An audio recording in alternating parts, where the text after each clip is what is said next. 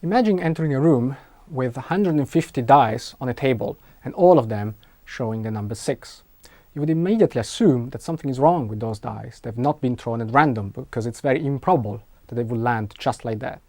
The same puzzle is being faced by cosmologists as they try to figure out why is it that certain constants of nature, among them the cosmological constant lambda, take on the value they do in our universe. The value of lambda is very, very small, and it's thought to be responsible for the accelerated expansion of the universe. However, we don't understand why it is that it is so small and yet non-zero.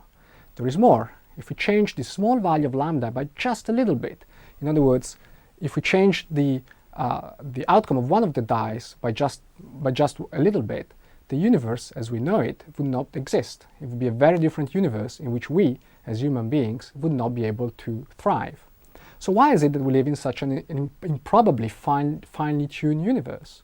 One possible answer comes from string theory, which postulates that we're actually part of a much grander reality called the multiverse, in which different universes coexist, up to 10 to the 500 of them, all of them with different values of the cosmological constant. And so only those universes which have a value of the cosmological constant that's just right for us will be the ones in which we, as human beings, can possibly live. And therefore, all of the other universes are impossibilities, and we are left to live in the one improbably fine-tuned universe that we observe. That is the anthropic principle.